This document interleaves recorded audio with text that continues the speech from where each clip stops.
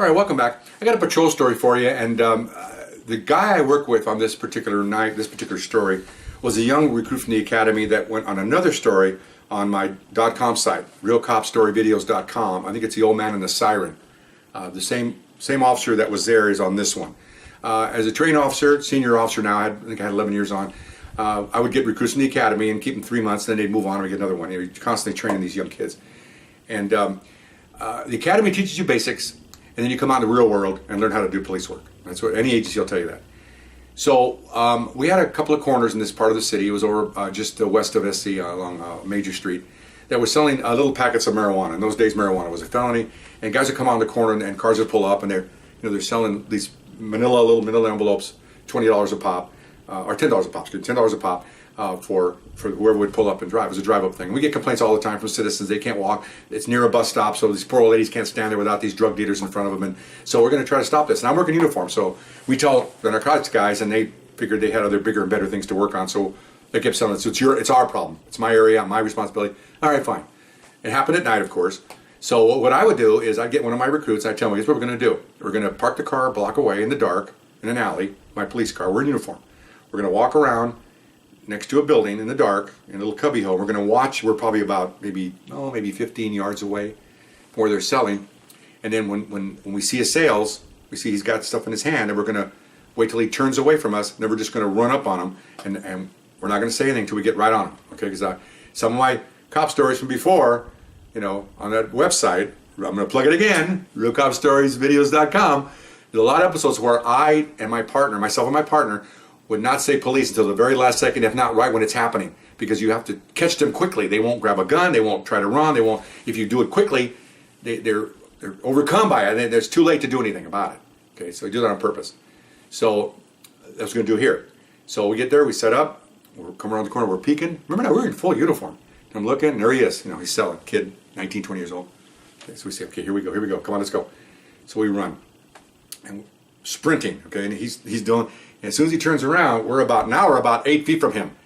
He sees us, and he gotta go "Wah!" like that. And we don't have to yell police because we're in uniform. Okay, when I worked plain clothes, yeah, you got to tell me you're police. When I worked vice, but not now. I'm in full uniform, man. I'm coming right at you. So he turns and runs. Well, he's got all these packets of marijuana, throws them in the air, and it's like snow coming down. Running after him, I push him because he's running away, and I just push him. Down he goes. We jump on top of him. We cuff him. That's all that really happened. I mean, he just kind of bounced along the cement or the street, and that wasn't hurt. Just kind of bounced along a little bit on his clothing. We just hooked him up, pick him up, and I tell my partner, pick up all those packets, man. So he's okay. So he's picking up the packets, on the street, and I'm stopping traffic. I got this guy under my arm, and he got about 30 or 40 of these things, and he kept saying, "Who are you guys?" I said, "What? In uniform." "Well, you're not supposed to do that. That's for narcs." I said, "Well, I'll tell them that." Okay, we just go walk back, and so we put him in the car and off we go. So we go in the station, and I'm letting this guy who's an ex-federal worked for a federal agency, transferred to the police department. Very sharp guy.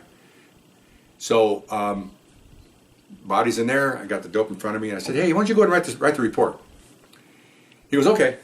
So he's sitting there. And these days we have computers. It was just a pencil and a piece of paper. So he's sitting there.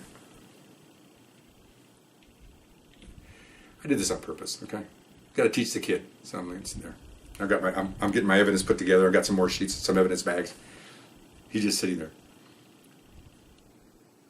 "What's the matter, man? Come on. What are you doing?" Can we do that? Can we do what?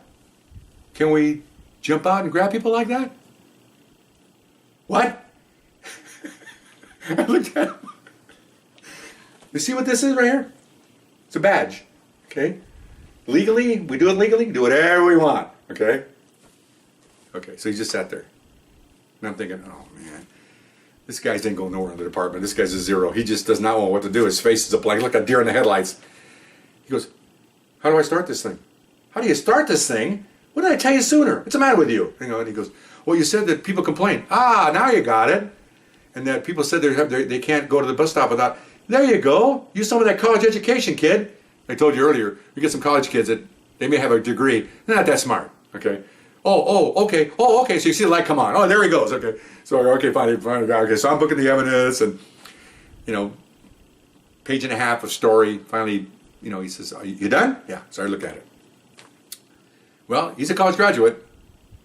All the I's are dotted, capitals are there, paragraphs are indented. And he wrote a pretty good story. Okay, he explained a little bit too much, but that's okay. He's just learning. So I go, well, on this part here, you don't need that, and that was pretty good, and you can evade that. Just try to. You don't want to write. I told you before, we don't want to write testimony on the arrest report. You just want to write the facts of the basic law violated and some things concerned with it, and then the district attorney will take it. And then when you go to trial, you can add all the stuff that happened.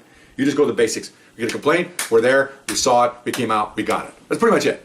And he kind of gets a little bit glowing, literary license, but I said, that's all right, it'll fly. Okay, so we booked the evidence and gave the report to the watch commander. He read it, and he goes, who wrote this? I go, he did. He goes, good job, good job. And so then, oh, thank you, he's all pumped up. So then he walks out. I look at my sergeant and go, he's not going to make it.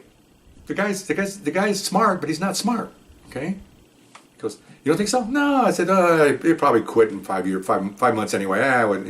He's not going to make it. Well, kind of wrong. I'm kind of wrong. Been wrong before. I got a story later on I'll tell you about that I was wrong about these people too. Okay, this guy wound up being one of the top command officers on the police department.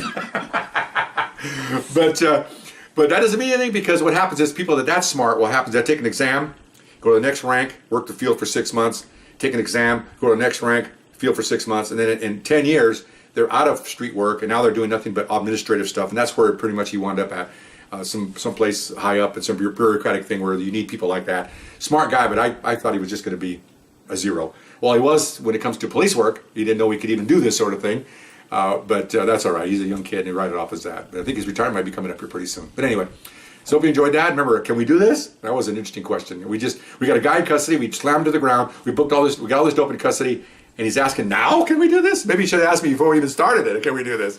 Anyway, so hope you enjoyed it, and we'll talk to you later. See you later. Bye-bye.